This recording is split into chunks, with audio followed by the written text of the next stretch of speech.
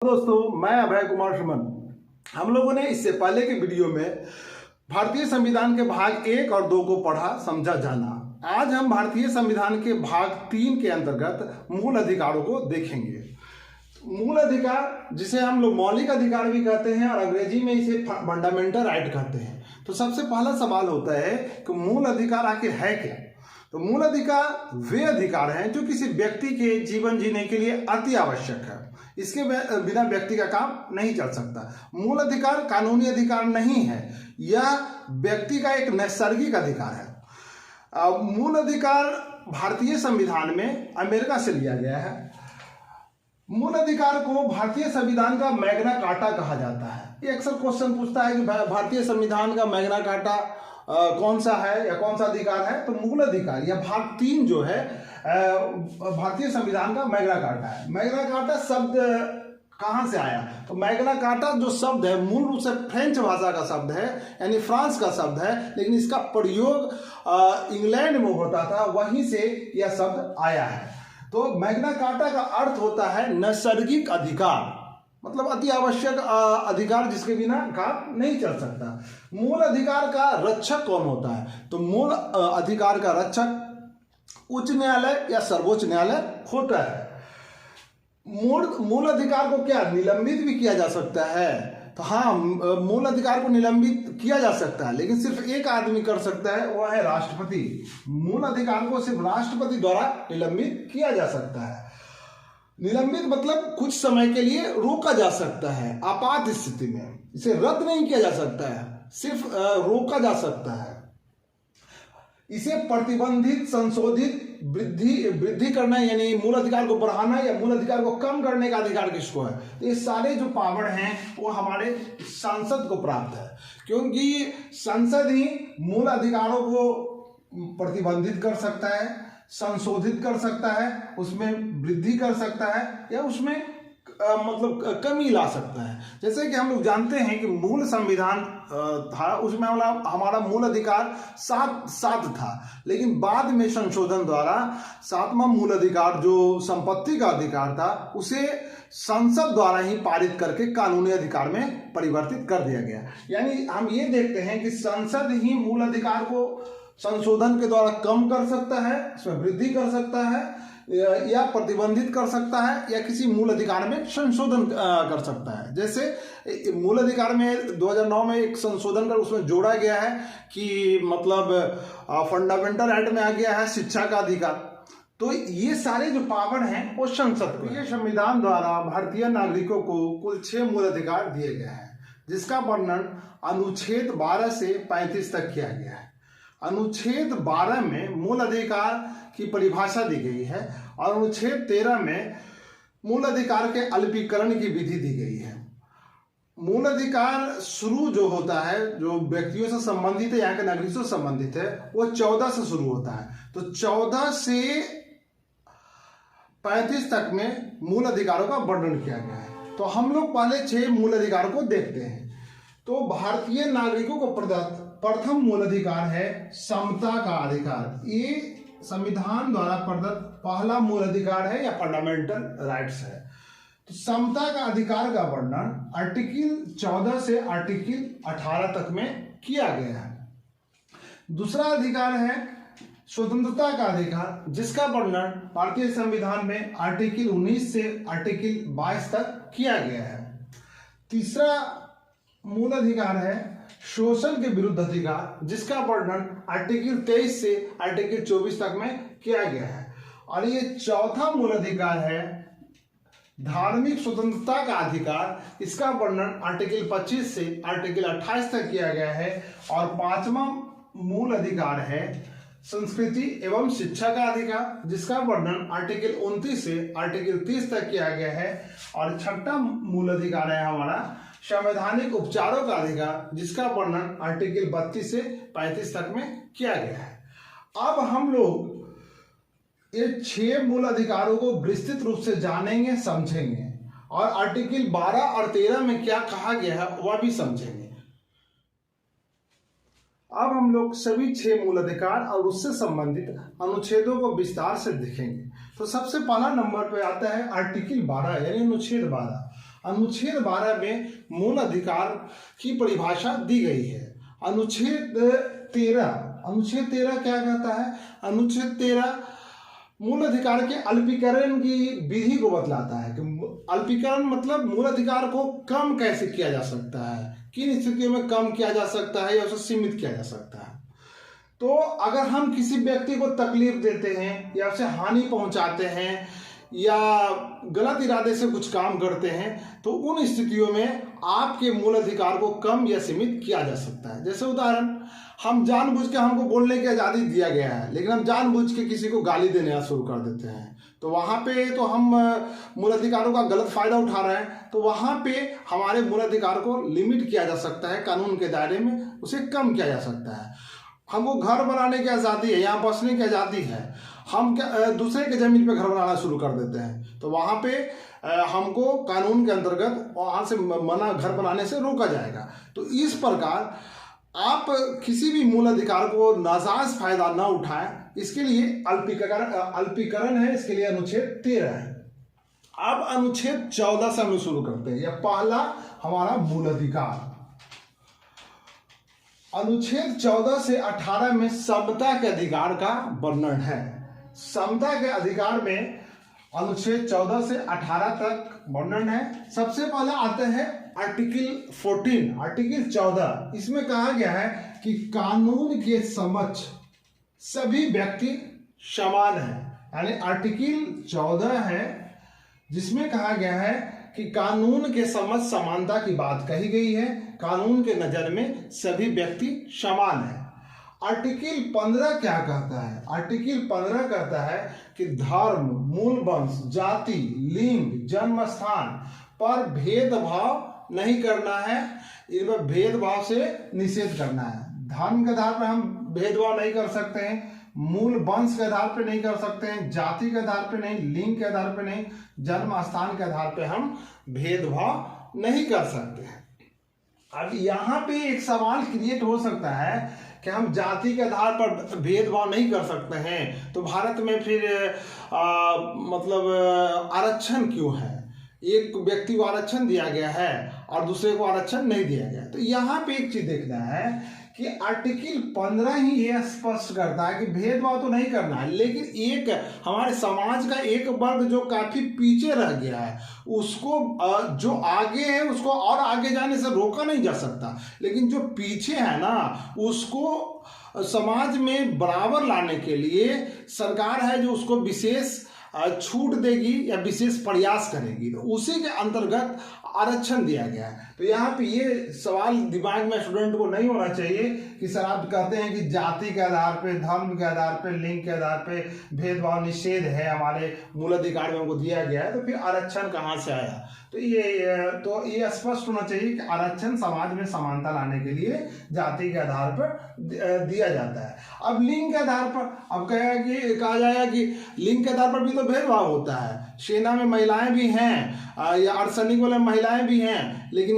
दंगाग्रस्त इलाके में महिलाओं को कम भेजा जाता है या नहीं भेजा जाता है, पुरुषों को भेजा जाता है, या बॉर्डर पे जितने भी हैं तो सब पुरुष रहते हैं। उसका कारण क्या है? माना जाता है कि पुरुषों में पौरुष बल ज्यादा होता है, महिलाओं में नहीं होता है, कम होता है। और मानवता के नाते चूंकि महिलाएं अभी भी काफी पीछे रह गई हैं तो सामान लाने के लिए उनको कुछ विशेष प्रकार की छूट दी गई है, जैसे आरक्षण में छूट दी गई है। बिहार के संदर्भ में हम देखते हैं तो टीचिंग लाइन में या कई लाइनों में 50% का आरक्षण है, पंचायत में, नगर परिषद में 50% का आरक्षण है। तो फिर ये हम लोग तो लिंग के आधार पर यहाँ पे भेदभाव कर रहे हैं? तो नहीं, बिल्कुल नहीं। सरकार ऐसी कदम इसलिए उठाती है कि जो वर्ग पीछे रह गया उसको एक समान समाज में लाने के लिए, पुरुषों को डेवलपमेंट के लिए सरकार रोक नहीं रही है, लेकिन महिलाओं को भी कुछ रियायत देकर उसको पुरुषों के समान खड़ा करने का प्रयास कर रही है। तो ये आर्टिकल 15 के व्याख्या हो गया। अब आर्टिकल 16 क्या कहता है? समता के अधिकार के अंतर्गत ही आर्टिकल 16 कहता है रोजगार में अवसर की समानता, यानी रोजगार के संबंध में सबको समान अवसर मिलेगा। ऐसा नहीं कि एक वर्ग को रोजगार मिलेगा दूसरे वर्ग को किसी आधार पर छांटा जाएगा। अब यहाँ भी आप ये आरक्षण वाला मुद्दा मतलब उठा सकते हैं कि सर रोजगार में तो आरक्षण दिया जाता है, तो यहाँ भी इस बात का हम चर्चा कर दिए हैं कि क्यों दिया जाता है आरक्षण। तो रोजगार में सबको एक समान अवसर देने की बात मूल अधिकार में कही गई है। तो कौन सा आर्टिकल में? आर्टिकल 16 में। आर्टिकल 17 बहुत इंपॉर्टेंट है, इससे बहुत ज्यादा क्वेश्चन आता है। आर्टिकल 17 कहता है कि छुआछूत का अंत, मतलब छुआछूत समाज में नहीं होगा। अगर कोई ऐसा करता है तो वो कानून के अंतर्गत या संविधान के अंतर्गत गलत है। हमारे समाज में हाल तक ये छुआछूत एक व्यापक रूप से विद्यमान था और मूल अधिकार में इसको शामिल करके इस चीज को समाप्त करने का प्रयास किया गया। आप लोगों ने भी सुना होगा कि नीची जातियां के लोग और ऊंची जातियां के लोग एक जगह एक कुएं पर पानी नहीं पीते थे। आप प्रेमचंद के उपन्यास में भी दे सकते हैं कि इस पे कई उन्होंने कहानियां भी लिखी है और ये ठाकुर का कुआं एक है, इसी पे आधारित है। उसके अलावा मतलब नीची जातियां का छुआ हुआ भोजन या छुआ हुआ कोई खाद्य पदार्थ या छुआ हुआ वस्तु ऊंची जाति के लोग उसे नहीं लेते थे, उसे तिरस्कृत करते थे। तो इसको अंत करने के लिए हमारे संविधान में आर्टिकल 17 है कि छुआछूत का अंत, कोई छुआछूत के आधार पर समाज में विभेद नहीं कर सकता। और आर्टिकल 18 समाज में उपाधियों का अंत, कोई विशेष प्रकार की उपाधि किसी को नहीं दी जा सकती। जैसे पहले राय बहादुर की उपाधि या सर हिंद की उपाधि, अलग अलग उपाधि से लोगों को नवाजा जाता था। जमींदारों को अलग उपाधि या धनी वर्ग को अलग उपाधि दिया जाता था। तो सभी नागरिकों को किसी को कोई विशेष उपाधि नहीं दिया जाएगा, सबको एक नज़र से दिया जाएगा, एक नज़र से देखा जाएगा। लेकिन उपाधि राष्ट्र दे सकता है, हमारा संघ दे सकता है या राज्य दे सकता है, उसके लिए अलग से संविधान में व्यवस्था की गई है। जैसे भारत रत्न या कोई अकादमिक पुरस्कार तो सरकार के द्वारा दिया जाएगा पुरस्कार, और उसको इस रूप में नहीं देखा जाएगा कि कोई विशेष उपाधि दी गई है, उसको एक अलग सम्मान दिया गया है तो वो गवर्नमेंट दे रही है, ठीक है। ऐसे कोई व्यक्ति का समाज में एक अलग पहचान या अलग उपाधि नहीं, सबको एक नज़र से हमारा संविधान देखता है। तो उपाधियों के अंत का वर्णन आर्टिकल 18 में किया गया है। तो समता का अधिकार समाप्त हो गया। समता का अधिकार में 14 से 18 तक समता का अधिकार का वर्णन है। 14 हम लोग इसमें 5 आर्टिकल है, 5 आर्टिकल के बारे में देख लीजिए। अब इसके बाद दूसरा हमारा मूल अधिकार है, फंडामेंटल राइट है, स्वतंत्रता का अधिकार। स्वतंत्रता के अधिकार का वर्णन भारतीय संविधान में आर्टिकल 19 से 22 तक किया गया है। ये जो अधिकार है इसका सारा आर्टिकल इंपॉर्टेंट है, सभी का इंपॉर्टेंट है, लेकिन इसको चूंकि हम लोग व्यवहारिक में काफी यूज करते हैं, आजकल काफी चर्चा में रहता है, तो इसको हम लोग देखेंगे। तो आर्टिकल 19 में कहा गया है व्यक्तिगत स्वतंत्रता का अधिकार। तो व्यक्तिगत स्वतंत्रता का अधिकार क्या है? तो व्यक्तिगत स्वतंत्रता का अधिकार 6 प्रकार के होते हैं। पहले 7 प्रकार का था, इसी में संपत्ति का अधिकार था, लेकिन इसको 44वें संवैधानिक संशोधन द्वारा संपत्ति के अधिकार को कानूनी अधिकार बना दिया गया। तो अभी जो आर्टिकल 19 के अंतर्गत व्यक्तिगत स्वतंत्रता का अधिकार है कुल 6 है। तो शायद कैमरा को ठीक करना होगा।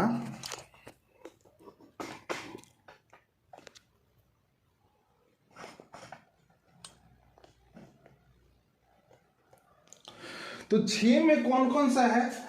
6 में आर्टिकल 19 का है। आर्टिकल 19 का जो है वो कहता है कि विचार एवं अभिव्यक्ति की स्वतंत्रता, यानी सभी व्यक्ति को अपने विचार रखने का, अपनी भावना को व्यक्त करने की आजादी है, स्वतंत्रता है। इसका वर्णन 19 क में है। 19 ख कहता है, हाँ इसका थोड़ा इसके बारे में डिटेल कर देते हैं। 19 का जो ये कह रहा है विचार एवं अभिव्यक्ति की स्वतंत्रता, इसी की जब व्याख्या की जाती है तो इसी से प्रेस की स्वतंत्रता निकलता है। प्रेस की स्वतंत्रता का अलग से कहीं मूल अधिकार में जिक्र नहीं है, लेकिन विचार एवं अभिव्यक्ति की स्वतंत्रता के अंतर्गत ही प्रेस की स्वतंत्रता आती है, जिसे हम लोग कहते हैं कि भारत के लोकतंत्र का या लोकतंत्र का फोर्थ पिलर जो है वो प्रेस है। तो उसकी जो आज़ादी की बात निकलती है वो आर्टिकल 19 क से निकलती है, जिसमें कहा गया है विचार एवं अभिव्यक्ति की स्वतंत्रता। इसकी और व्याख्या करने पे एक चीज और है कि भारतीय संविधान में सूचना के अधिकार को मूल अधिकार बनाया गया है। तो सूचना के अधिकार को मूल अधिकार 12 अक्टूबर 2005 को बनाया गया है। यह भी है ना जो आर्टिकल 19 का के अंतर्गत ही आता है। उसके बाद राष्ट्रीय ध्वज फहराने की स्वतंत्रता। पहले मतलब राष्ट्रीय ध्वज फहराने के लिए कुछ प्रतिबंध थे, उसकी नियमावली थी, ध्वज संहिता था और उसी के आधार पे ध्वज फहराया जाता था। आज भी ध्वज संहिता है और उसका पालन किया जाता है, लेकिन उसमें कुछ ढील दी गई है या स्वतंत्रता दी गई है। ये हुआ का जो भारत राष्ट्रीय ध्वज फहराने की स्वतंत्रता जो मिली वो 12 जनवरी 2004 को मिली। एक बाद सुप्रीम कोर्ट में एक आया था और नवीन जिंदल ने दायर किया था। तो नवीन जिंदल और सुप्रीम कोर्ट बाद में सुप्रीम कोर्ट ने व्याख्या की। सुप्रीम कोर्ट ने व्याख्या की 19 का की ही व्याख्या करते हुए उन्होंने कहा कि कोई भी नागरिक अपने घर पे या अपने दफ्तर पे या अपने वाहन पे राष्ट्रीय ध्वज फहरा सकता है, लेकिन उसको राष्ट्रीय ध्वज फहराने के लिए ध्वज संहिता का पालन करना पड़ेगा। तो ये फैसला आया 22 जनवरी 2004 को।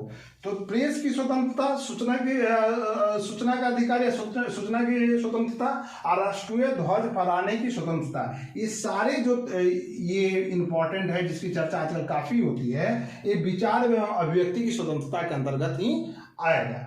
उसके बाद इसमें व्यक्तिगत स्वतंत्रता का अधिकार में का दूसरा जो बिंदु है 19 ख में क्या कहा गया है?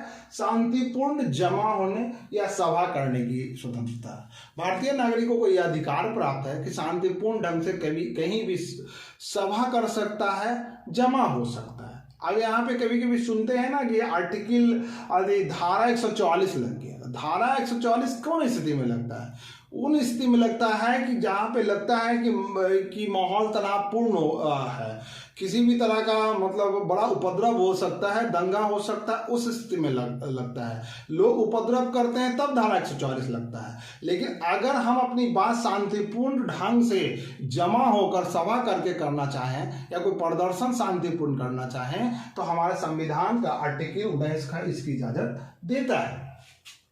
19 ग क्या कहता है? 19 कहता है समुदाय या संघ बनाने की स्वतंत्रता। बहुत तरह का संघ भारत में बना हुआ है, एक्टिव है, जैसे शिक्षक संघ, छात्र संघ, मजदूर संघ।